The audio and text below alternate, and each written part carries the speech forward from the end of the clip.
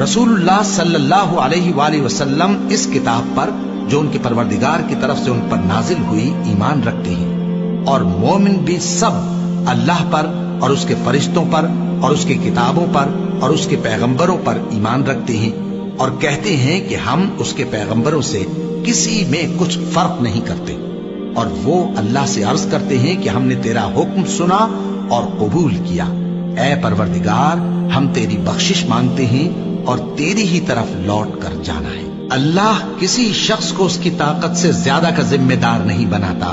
اچھے کام کرے گا تو اس کو ان کا فائدہ ملے گا، برے کرے گا تو اسے ان کا نقصان پہنچے گا۔ اے پروردگار، اگر ہم سے بھول یا چوک ہو گئی ہو تو ہم سے مواخذہ نہ کیجو۔ اے پروردگار، ہم پر ایسا بوجھ نہ ڈالیو جیسا تو نے ہم سے پہلے لوگوں پر ڈالا تھا۔ اے پروردگار، جتنا بوجھ اٹھانے کی ہم میں طاقت